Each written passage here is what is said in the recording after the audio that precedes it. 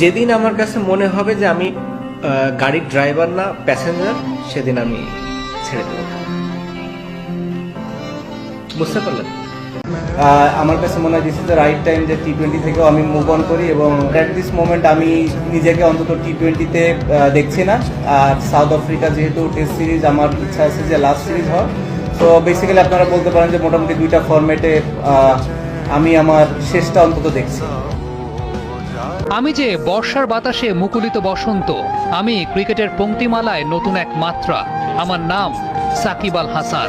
আমি বাংলাদেশের ক্রিকেটের সূর্যোদয়।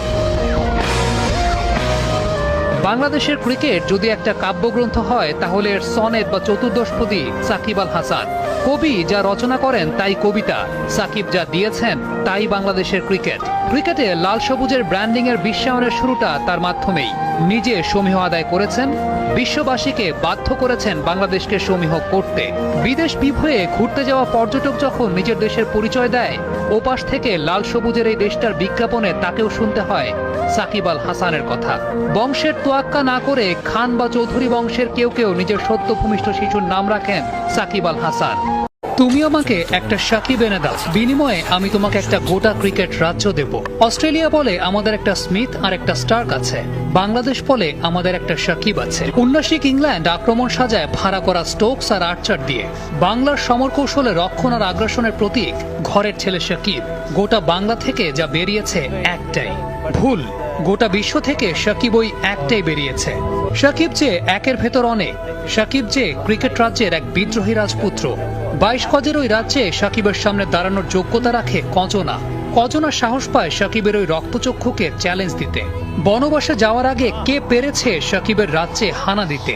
কজনের সামর্থ্য হয়েছে গত 1 দশকে রঙিন পোশাকে সাকিবকে ছুঁয়ে দেখতে? কেউই পারেনি, কারো সামর্থ্য হয়নি, কারণ সুপারহিরোরা সাধারণের কাতারে নামে না। আমাদের একটা সাকিব আল হাসান আছে। অনেক না পাওয়ার একটা দেশে, অনেক সামাজিক সমস্যার একটা দেশে গর্ব করার মতো একজন সাকিব আল হাসান আছেন। আপনি হয়তোবা পাল্টা আমাকে বলতেই পারেন যে সাকিব তো বছরের বেশিরভাগ সময় বাংলাদেশেই থাকে না। কিন্তু বছরের বেশিরভাগ সময় বাংলাদেশে না থেকেও পুরো বিশ্ববাসীর সামনে লাল সবুজের ওই জার্সিটা পরে মাথা উঁচু করে দাঁড়াতে শেখানোটা সাকিব আল হাসানের মাধ্যমে। আজ থেকে বছর 12 আগে, অর্থাৎ 1 যুগ আগে একটা বিজ্ঞাপন দেখেছিলাম।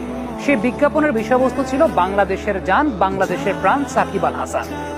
একটা দশক পার হয়েছে, একটা যুগ পার হয়েছে, নতুন আর একটা যুগের সৃষ্টি হয়েছে।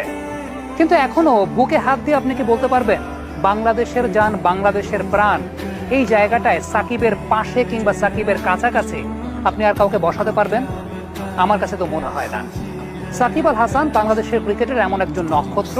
সাকিব আল হাসান বাংলাদেশের ক্রিকেটের এমন একটা নাম, মাঠের বাইরে অনেক বিতর্কই হয়তোবা তাকে নিয়ে হয়, কিন্তু মাঠে নেমে একটা ম্যান অফ দ্য ম্যাচের পুরস্কার তিনি হাতে তুলে নেন, সব বিতর্কই সেখানে শেষ হয়ে যায়।